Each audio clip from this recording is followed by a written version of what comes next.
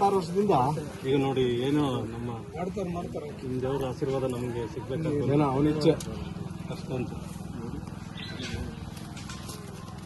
ಪ್ರತಿ ವರ್ಷ ನಾವು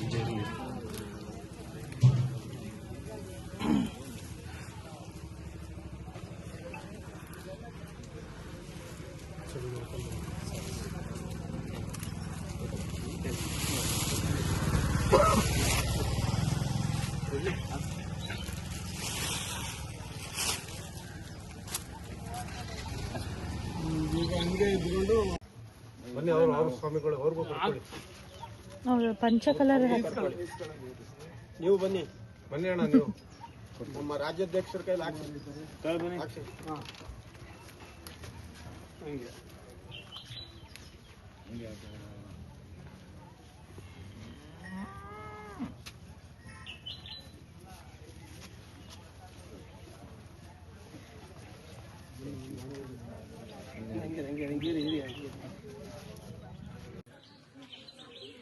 ಸ್ನೇಹಿತರೆ ನಮಸ್ಕಾರ. ಇವತ್ತು ನಾವು ಕುಣಿಗಲ್ ತಾಲೂಕಿನ ಕಂಟನಹಳ್ಳಿ ಅಂತಕ್ಕಂಥ ಗ್ರಾಮದಲ್ಲಿ ಇದ್ದೀವಿ.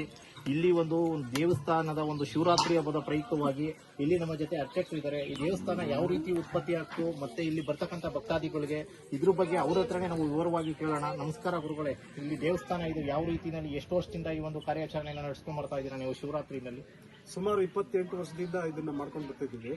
ಇದಕ್ಕೆ ಮೊದಲು ನಾವು ಮನೆಯಲ್ಲಿ ಚಿಕ್ಕದಾಗಿ ಒಂದು ತ್ರಿಶೂಲ ಇಟ್ಕೊಂಡು ಸ್ಟಾರ್ಟ್ ಮಾಡಿದ್ವಿ ಅಂದ್ರೆ ನನಗೆ ದೀಕ್ಷೆ ಆಗಿ ನನಗೆ ಗುರುಬೋಧನೆ ಆದಾಗ ನಾನು ಅಲ್ಲಿ ಶುರು ಮಾಡಿದ್ವಿ. ದೀಕ್ಷೆ ಅಂದ್ರೆ ಯಾವ ತರ ದೀಕ್ಷೆ ತಗೊಂಡಿದ್ರು? ನಮಗೆ ಗುರುಗಳು ಬಂದು ಚುಂಚನಗಿರಿ ಗುರುಗಳು ಬಂದು ನಮಗೆ ದೀಕ್ಷೆ ಕೊಡ್ತಾರೆ. ನಮಗೆ ಯಾವುದೇ ಕಾರ್ಯಕ್ರಮಕ್ಕೆ ಹೋಗ್ಲಿ, ಯಾವುದೇ ಮನೆಗೆ ಹೋಗಿ ನಾವು ಸೂತ್ರ ಕಳೆಯೋದಾಗ್ಲಿ ಮತ್ತೊಂದಾಗ್ಲಿ ಪೂಜೆ ಪುನಸ್ಕಾರಗಳನ್ನ ಮಾಡುವಂತ ಒಂದು ಹಕ್ಕನ್ನು ನಮಗೆ ಕೊಟ್ಟಿರ್ತಾರೆ. ಸೊ ನಾವು ಇದನ್ನ ಮಾಡಿದಾಗ ಚಿಕ್ಕದಾಗಿ ಮಾಡಬೇಕು ಅಂತ ಒಂದು ಸ್ಟಾರ್ಟ್ ಮಾಡಿದ್ವಿ. ಅವಾಗ ಯಾರೋ ಹೇಳಿದ್ರು ಇಲ್ಲ ಭಿಕ್ಷೆ ಬೇಡಿ ಮಾಡಬೇಕು ಅಂತ ಹೇಳಿದ್ರು.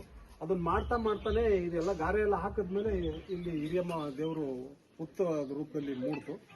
ಸೊ ಆಗಿಂದ ನಾವು ಅವತ್ತಿಂದ 2 ದೇವರಿಗೆ ಇದು ನೆನಪಿದೆಯಾ ಯಾವ ಇಸ್ವಿನಲ್ಲಿ ಸ್ಟಾರ್ಟ್ ಮಾಡಿದ್ರಿ ಅಂತ ಏನಾದ್ರು? ನನಗೆ 27 ವರ್ಷ ಅಂತ ಚೆನ್ನಾಗಿ ನೆನಪಿದೆ, ಬಟ್ ಅದ್ರದ್ದು ಜ್ಞಾಪನ ಇಲ್ಲ, ಇಸ್ವಿ ನೆನಪಿಲ್ಲ. ಇಲ್ಲಿ ವಾರ ಏನಾದ್ರು ಪೂಜೆ ಇರುತ್ತಾ? ಕರೆಕ್ಟ್ 99ರಲ್ಲಿ ನನ್ನ ಮಗಳು ಹುಟ್ಟಿದಾಗ ನಾವು ಇದನ್ನ ಸ್ಟಾರ್ಟ್ ಮಾಡಿದ್ದು. ಸೊ ಅವತ್ತಿಂದ ಇವತ್ತರೆಗೂ ಅದನ್ನ ನಡ್ಸ್ಕೊಂಡು ಶಿವರಾತ್ರಿ ಹಬ್ಬದ ದಿನ ಹಬ್ಬ ಆದ ಬೆಳಿಗ್ಗೆ ನಾವು ಒಂದು ಪರ ಅಂತ ಮಾಡ್ಕೊಂಡು ನಡ್ಸ್ಕೊಂಡು ಬರ್ತಾ ಇದ್ದೀವಿ. ಸಾಕಷ್ಟು ಜನ ಭಕ್ತಾದಿಗಳಿಗೆ ಅನುಕೂಲ ಮಾಡ್ತಾ ಇದ್ರೆ ಇದು ದೊಡ್ಡ ಮಟ್ಟದಲ್ಲಾಗಲಿ ಅಂತ ನಾವು ಕೂಡ ಇವಾಗ ಆಶೀರ್ವಾದ ಮಾಡ್ತೀವಿ. ಕರ್ನಾಟಕ ರಾಜ್ಯ ರೈತ ಸಂಘ ರೈತ ಪರ್ವದಿಂದ ನಾವು ಕೂಡ ಯಾಕೆಂದ್ರೆ ದೇವ್ರಿಗೆ ಪೂಜೆ ಮಾಡುವಂತವ್ರೆ ಸತ್ಯಮುನೇಶ್ವರ ಸ್ವಾಮಿ ದೇವಸ್ಥಾನಕ್ಕೆ.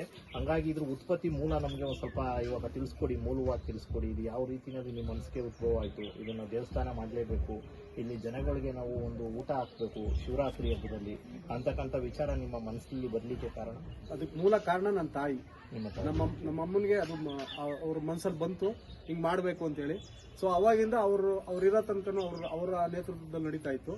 ಈಗ ಎಲ್ಲ ನಮ್ಮ ತಮ್ಮದಿರು ಎಲ್ಲ ನಮ್ಮ ಅಣ್ಣ ತಮ್ಮದಿರು ಎಲ್ಲ ಸೇರ್ಕೊಂಡು ಈಗ ನನಗೆ ಮುಂದಾಳತ್ವ ಕೊಟ್ಟಿದ್ದಾರೆ.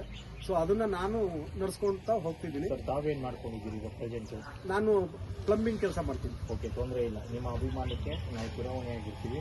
ಅದೇ ತರ ಈ ಒಂದು ಗ್ರಾಮದಲ್ಲಿ ಮುಂದಿನ ದಿವಸಗಳಲ್ಲಿ ಏನಾದರೂ ದೇವಸ್ಥಾನ ಇದು ದೊಡ್ಡ ಮಟ್ಟದಲ್ಲಿ ಮಾಡಬೇಕು ಅಂತ ಏನಾದರೂ ಒಂದು ಐಡಿಯಾ ಇದೆಯಾ ನಿಮ್ಮಲ್ಲಿ? ಇದೆ, ಯಾಕೆಂದ್ರೆ ಈಗ 2 ದೇವರು ಒಟ್ಟಿಗೆ ಇರೋದ್ರಿಂದ ಅದನ್ನ ಬೇರ್ಪಡಿಸಬೇಕು ಅಂತ ಹೇಳಿದ್ದಾರೆ.